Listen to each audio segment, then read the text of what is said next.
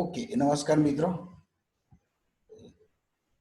Last lecture में આપણે lesson number 1 પૂરું કર્યું છે આજે આપણે લેસન નંબર 2 ભણવા જઈ રહ્યા છીએ the title of the lesson is I am hungry by Richard Wright તો જે લેસન છે એનું શીર્ષક છે આઈ એમ હંગ્રી અને એના લેખક છે રિચાર્ડ રાઇટ રિચાર્ડ રાઇટનો જન્મ 1908 માં થયો હતો અને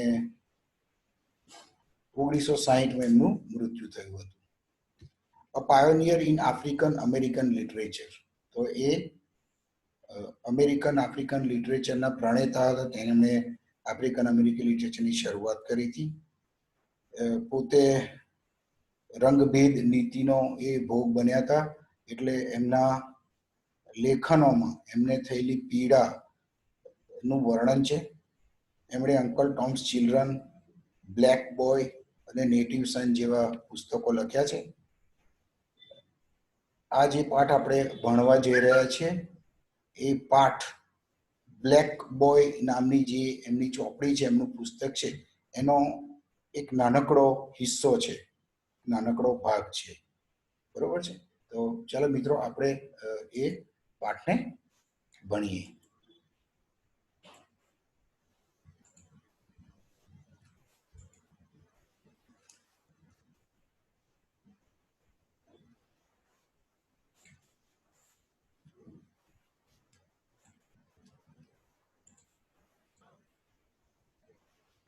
મિત્રો મેં કીધું એમ લેસનનું ટાઇટલ છે આઈ એમ હંગ્રી ઓકે અહીંયા આવું તો નથી જ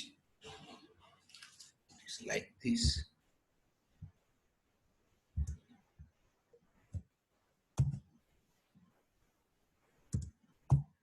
I am hungry. One day, my mother told me that we are going to Memphis on a boat. એક દિવસ મારી માતાએ મને કીધું કે આપણે બોટમાં મેમ્ફિસ નામના સ્થળે જઈ રહ્યા છે ઓકે કયા સ્થળે જઈ રહ્યા છે મેમ્ફિસ નામ લખજો તમે મેમ્ફિસ જઈ રહ્યા છે તો લેખકને એની માં એક દિવસે કહે છે કે બેટા આપણે બોટની અંદર મેમ્ફિસ જવાનું છે ધ કેટ આદમ્સ લખજો તમે આ બોટનું નામ છે કેટ આદમ્સ એ બોટનું નામ છે and my eagerness thereafter made the day seem endless eagerness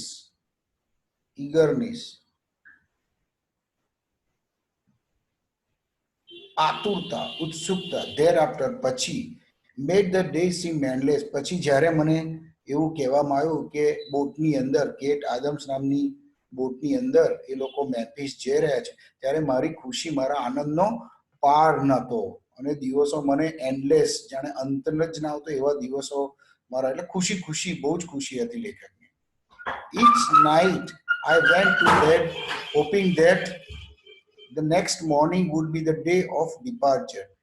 Each night, દરેક રાત્રે I went to bed જ્યારે હું સુવા જતો hoping that એવી અપેક્ષા રાખતો that the next morning would be the day of departure. દરેક રાત્રે મને એવું થતું કે કાલે સવારે મારે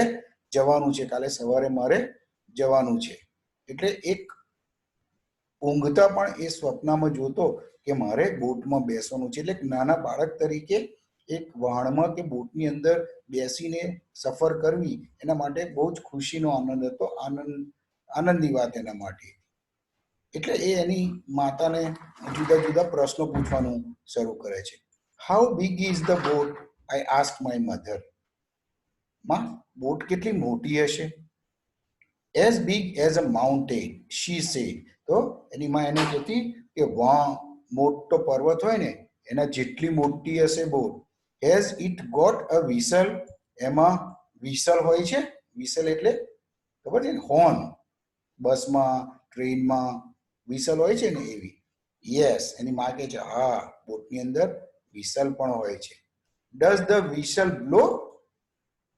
એ વિસલ સિસોટી વાગે છે? યસ. એની માં પછી એને જવાબ આપે છે હા.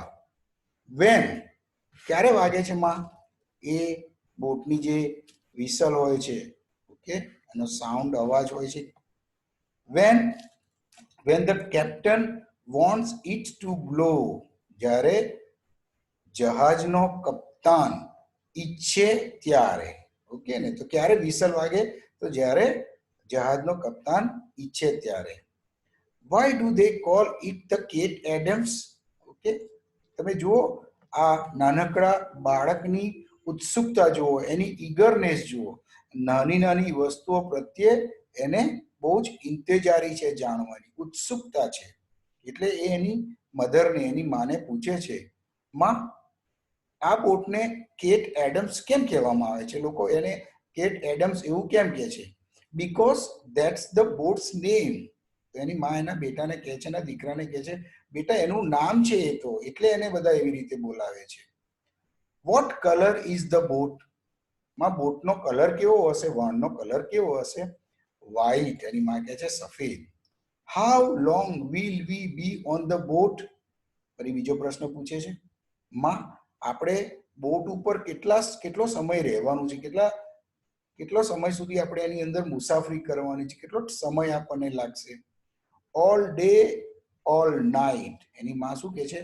આખો દિવસ અને આખી રાત આપણે એ બોટની અંદર સફર કરવાની છે, મુસાફરી કરવાની છે. Will we sleep on the boat? આપણે બોટમાં જ ઊંઘી જવાનું હે ને? કારણ કે એક બાળકે જ્યારે ક્યારેય બોટમાં મુસાફરી નથી કરી, કે પ્લેનમાં મુસાફરી નથી કરી, કે ટ્રેનમાં મુસાફરી નથી કરી, તો એવા બાળક માટે આ બધી જિજ્ઞાસા વૃત્તિ બહુ હોય છે. નાના નાના પ્રશ્નો આ બાળકના મનમાં ઊભા થતા હોય છે. જો આપણે પ્લેનની અંદર મુસાફરી ન કરી હોય અને જ્યારે આપણે પહેલી વખત પ્લેનની અંદર મુસાફરી કરવાની થાય, ત્યારે આપણા મનમાં પણ ઘણા બધા પ્રશ્નો ઉપસ્થિત થતા હોય છે. એમ આ નાનકડા બાળકને, લેખકના મનમાં પણ આ બધા પ્રશ્નો ઉપસ્થિત થાય છે. Yes, when we get sleepy we will sleep. જ્યારે આપણને ઊંઘ આવશે ત્યારે આપણે ઊંઘી જઈશું.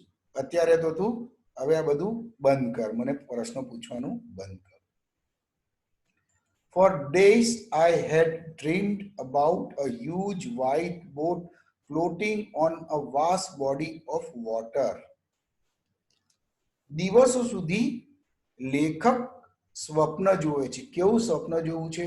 એક વિશાળ બોટ, મોટું સફેદ રંગનું જહાજ, ફ્લોટિંગ એટલે તરવું, પાણી ઉપર તરવું, on a vast body of water, વિશાળ પાણીના ફલક પર વિશાળ બોટ સફેદ રંગની એ પાણીની અંદર એ જતી હશે, એવું આ નાનકડા લેખકના મનની અંદર આવે છે. But when my mother took me down to the levee on the day of living, જ્યારે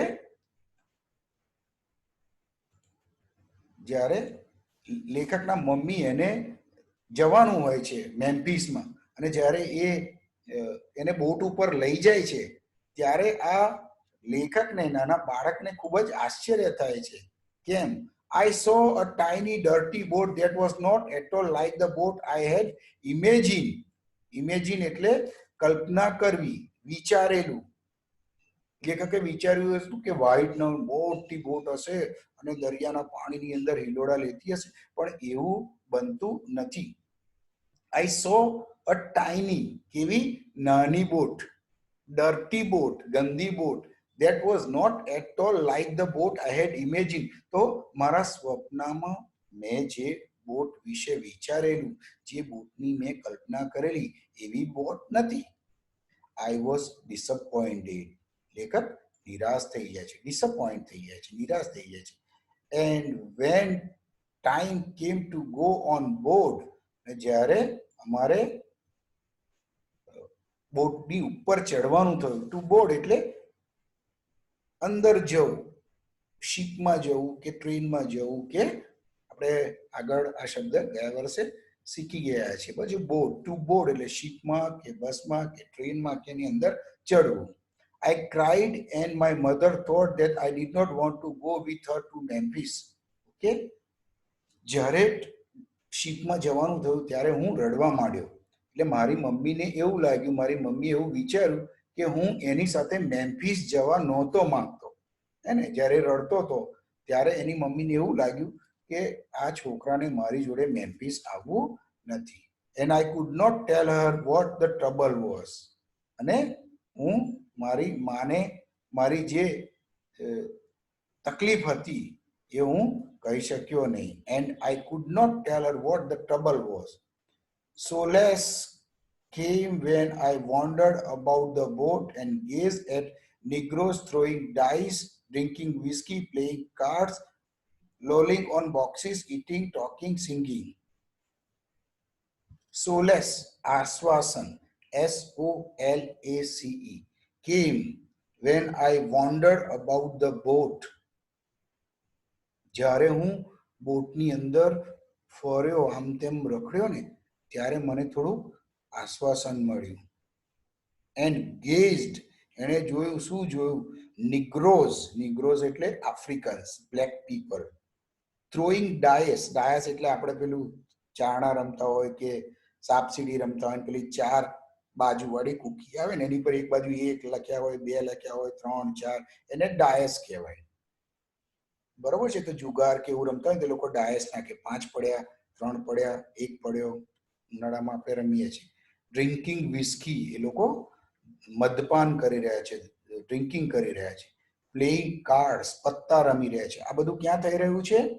આ બોટની અંદર, કેટ આદમ્સની અંદર. જ્યારે લેખક અંદર પ્રવેશે છે ત્યારે એ આ બધું જુએ છે. લોલિંગ ઓન બોક્સ, ખોખાની ઉપર પડ્યા છે. હે ને? ઈટિંગ, ખાઈ રહ્યા છે કેટલાક લોકો ટોકિંગ કરી રહ્યા છે, અને કેટલાક લોકો ગાઈ રહ્યા છે, ગીત ગાઈ રહ્યા છે. My father took me down into the engine room and the throbbing machines enthralled me for hours. મારા પપ્પા મને એન્જિન રૂમમાં લઈ ગયા. બરોબર ને? તો બોટની નીચેના ભાગમાં એન્જિન રૂમ હોય, જ્યાંથી ઓપરેશન થતું હોય, જ્યાં મશીનો ચાલતા હોય. My father took me down into the engine room and the throbbing machine એટલે મશીનનો જે ધક ધક ધક ધક ધક ધક અવાજ આવે છે ને, એ that is throb. મશીન, કોઈ પણ મશીન ચાલતું એનો જે અવાજ આવે, આપણે ખેતરમાં ઘણી વખત જોયા હોય છે, તો પેલું પાણી લેવા માટે ડમકી મૂકી રહ્યો છે, એનો કેવો અવાજ આવે છે? ફટ ફટ ફટ ફટ ફટ ફટ ફટ ફટ, એવો અવાજ. that is enthralled me for hours. તો એનાથી મને ખૂબ જ હું મુગ્ધ થઈ ગયો. enthralled, મુગ્ધ થઈ ગયો. આ મશીન જોયું અને હું ખૂબ જ મુગ્ધ થઈ ગયો. In Memphis we lived in a one-story brick tenement. તો એ લોકો હવે મેમ્ફિસમાં આવી જાય છે. અહીંયા જોજો તમે, હવે હું અહીંયાથી આગળ ભણાઈ રહ્યો છું, હું માર્ક કરતો નથી. In Memphis we lived in a one-story brick tenement. તો અમે એક માળના ઈંટોના બનેલા ઘરની અંદર અમે રહેવા લાગ્યા. The stone buildings and the concrete pavements looked bleak and hostile to me. અને જે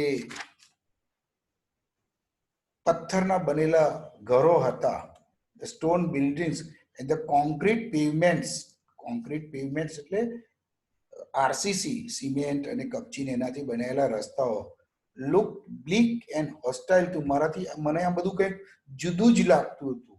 અને હોસ્ટાઇલ એટલે અલગ લાગવું. The absence of green growing things made the city seem dead.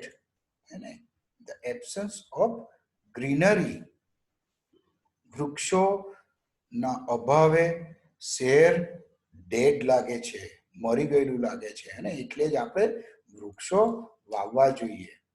Living space for the 4 of us. કોણ કોણ છે?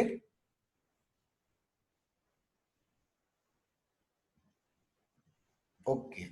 Living space for the 4 of us. My mother, my brother, my father, and me. તો અમારા 4 જણ માટે was a kitchen and a bedroom. તો living space કેટલી છે? એક કિચન છે અને એક બેડરૂમ છે. In the front and rear were paved areas in which my brother and I could play. તો ઘરની આગળના અને પાછળના ભાગમાં હું અને મારો ભાઈ રમતા હતા. But for days I was afraid to go into the strange city streets alone. તો આ જે નવું શહેર છે એ મારા માટે એકદમ અજાણ્યું હતું, સ્ટ્રેન્જ હતું, અને એટલા માટે ડેઝ ઘણા બધા દિવસો સુધી મને આ શહેરમાં જવાનો ડર લાગતો હતો, કારણ કે મારા માટે આ શહેર કેવું હતું? અજાણ્યું હતું. It was in this tenement that the personality of my father first came fully into the orbit of my concern. તો પહેલી વખત આ ઘરની અંદર મને મારા પપ્પાની મારા પપ્પાના સાચા વ્યક્તિત્વની ઓળખ થઈ. હું મારા પપ્પાને સારી રીતે, સાચી રીતે ઓળખી શક્યો, જાણી શક્યો. He worked as a night porter in a Beale Street drugstore. Okay, આ તમે નોંધજો, આ નોંધજો. આ એમસીક્યુમાં ક્યાંક પ્રશ્ન છે એવું મને ખ્યાલ છે. તો લેખકના પિતા ક્યાં નોકરી કરતા હતા? એક બિલ સ્ટ્રીટ ડ્રગ સ્ટોરની અંદર. અને સામા નોકરી કરતા હતા? એ નાઇટ પોર્ટર તરીકે. પોર્ટર એટલે માલસામાન ઉચકનાર. And he became important and forbidding to me only when I learned that I could not make noise when he was asleep in daytime. બરોબર છે? He became important and forbidding to me. મારા માટે એ ખૂબ જ મહત્વનું અને પ્રતિબંધિત થઈ ગયું. ઇમ્પોર્ટન્ટ મહત્વનું ને ફોરબિડિંગ એટલે પ્રતિબંધિત. જ્યારે મને ખબર પડી, when I learned, કે મારા પપ્પા દિવસે જ્યારે ઊંઘતા હોય ત્યારે મારે સહેજ પણ અવાજ કરવાનો નથી. બરોબર ને? કારણ કે એના પિતા નાઇટ શિફ્ટમાં નોકરી કરતા હતા, એટલે એમણે દિવસે ઊંઘવાનું હોય. He was the law giver in our family. બરોબર છે ને? તો સામાન્ય રીતે બધાના ઘરમાં લો, કાયદો જાળવનાર કોણ હોય? પપ્પા હોય. પપ્પા કે એમ કરવાનું, પપ્પા ના કે તો નહીં કરવાનું. So he is the law giver in our family and I never laughed in his presence. તો ક્યારેય હું મારા પપ્પાની હાજરીમાં હસ્યો નહોતો. હે ને? He was very strict law giver. હે ને? ઘરને કાયદામાં કોણ રાખે છે? આપણા પપ્પા રાખે છે. I used to lurk timidly in the kitchen doorway and watch his huge body sitting slumped at the table. તો લેખક શું કરે છે? એના પપ્પાને દરવાજામાં, કિચનના દરવાજામાં ઊભો જુએ છે કે એ ટેબલ પર મોટું પેટ છે, એની બહુ મોટું શરીર છે, બોડી એમની બહુ વધારે છે, સ્લમ્પ ભારે થઈ ગયેલા ટેબલ પર બેઠેલા ને એ એના પિતાજીને નિરખી રહ્યો છે, જોઈ રહ્યો છે. I stared at him with awe as he gulped his beer from a tin bucket. I stared at him, તાકી રહેતા લેખ, with awe, આશ્ચર્ય સાથે, as he gulped, ગપ મોંમાં જવા દેવું, ગલ્પ એટલે, his beer from a tin bucket. તો એ ભટ બિયરો પીતા હતા એવું જોઈ રહેતો હતો. બિયર એક પ્રકારનું દારૂ છે. As he ate long and heavily, બરોબરનું ભારે ખોરાકે લેતા. Sighed, આમ હાશકારો લેતા. Bleached, ઓડકાર ખાતા. Closed his eyes to nod a stuffed belly, અને આંખો બંધ કરીને જોકા ખાતા. He was quite fat. કેવા હતા? He was quite fat. And his bloated stomach એટલે આમ મોટું પેટ થઈ ગયું હોય, always lapped over his belt. તો પેટમાં એ શું કહેવાય, કમરે બેલ્ટ બાંધે તો બેલ્ટની ઉપરથી એનું પેલું પેટ બહાર નીકળતું.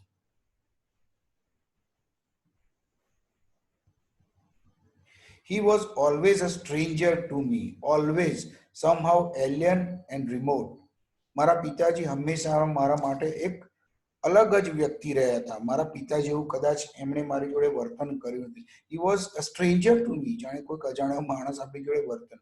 ઓલવેઝ સમહાઉ એલિયન, એલિયન એટલે બીજા ગ્રહનો જાણે કોઈ માણસ હોય એ. રિમોટ એને દૂર રહ્યો છે. મમા આઈ am hungry, I complete one afternoon. એક દિવસે બપોરે લેખક એમની માને ફરિયાદ કરે છે, માં મને ભૂખ લાગી છે. Jump and catch a kangri, she said, trying to make me laugh and forget.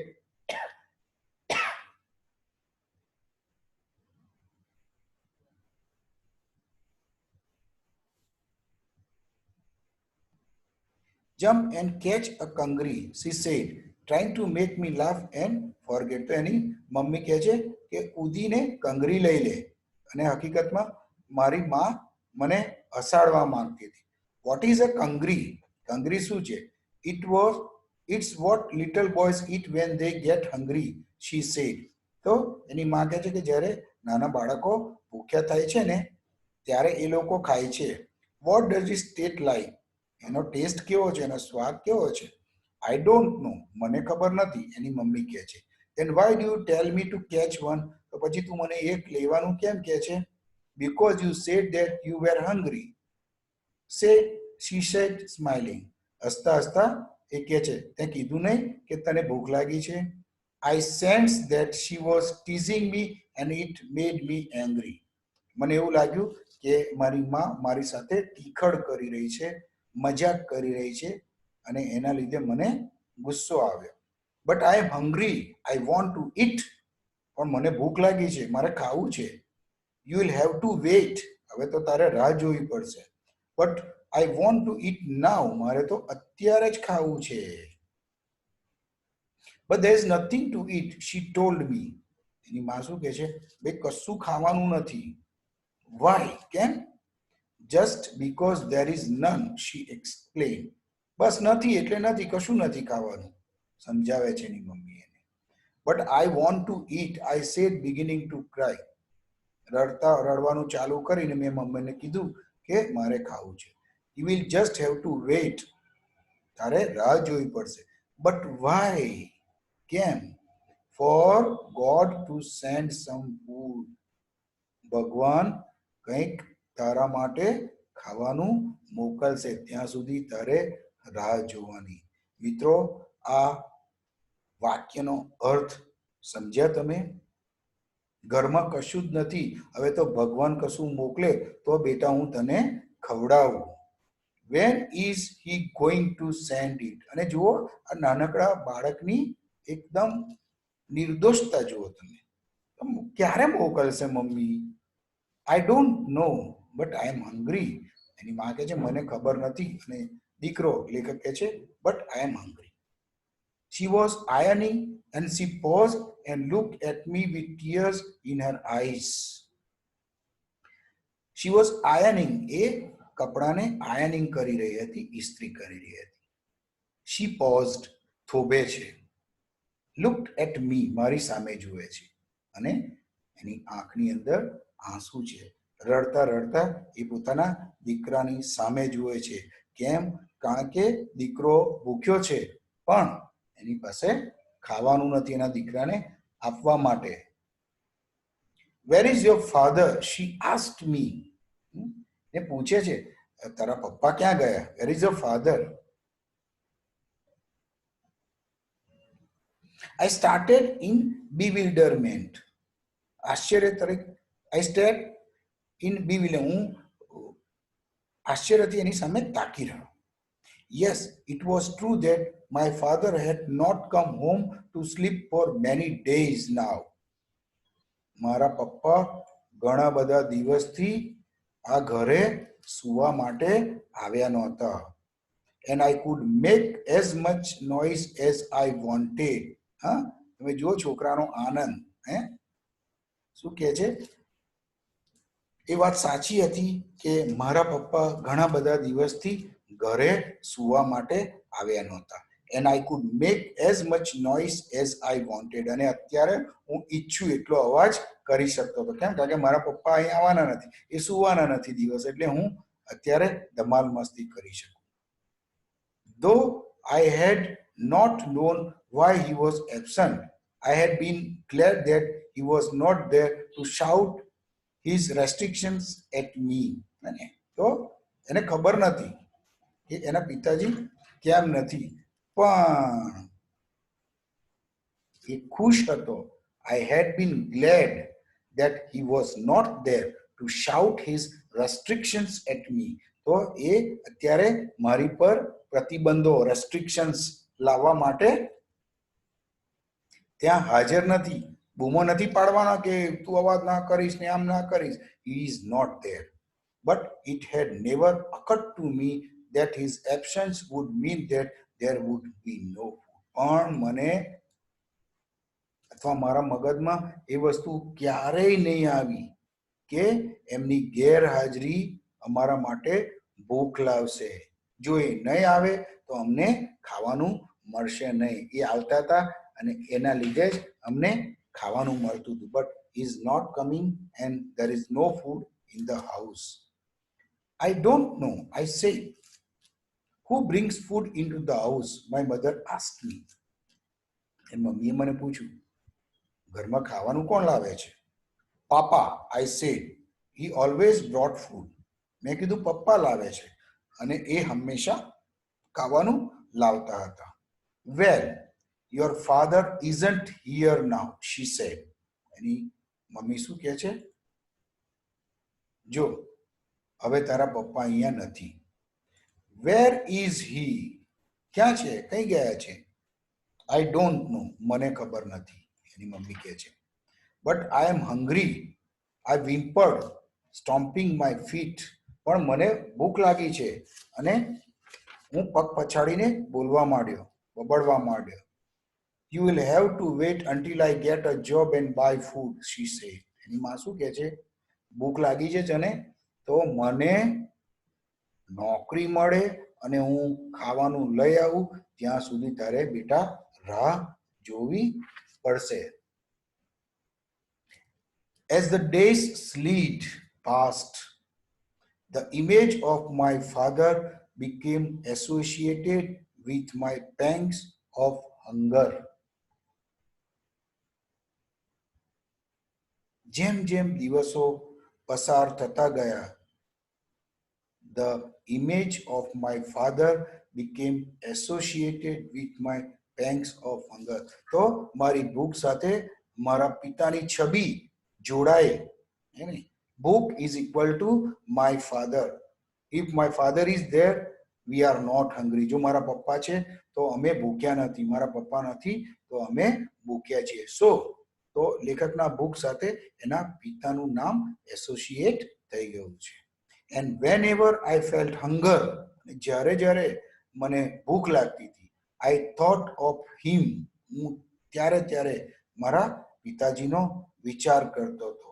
I thought of him with a deep biological bitterness. તો ખૂબ જ કડવાશથી, biological bitterness એટલે જાતીય, એના જીન્સ, એના પિતાના જીન્સ એનામાં છે એટલે એના પિતા પ્રત્યેની એક ધૃણા, કડવાશ લેખકના મનમાં છે. કેમ? કારણ કે અત્યારે એ નથી તો એમની પાસે ખોરાક નથી, જમવાનું નથી, બરોબર ને? અને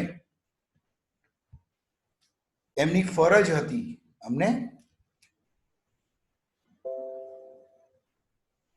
ખવડાવવાની, અમારી ખાવાની તૃષ્ણા જે છે એ પૂરી કરવાની, પણ એ કોઈને પણ જણાવ્યા વિના અમારું ઘર છોડી અને ચાલ્યા ગયા છે. અને મેમ્ફિસમાં મને, મારી માને અને મારા ભાઈને એકલા અટુલા મૂકીને ચાલ્યા ગયા છે. ઓકે, તો મિત્રો અહીંયા આ પાઠ પૂરો થાય છે. બહુ સરસ વાર્તા છે, આફ્રિકન લેખક જ્હોન રાઇટની.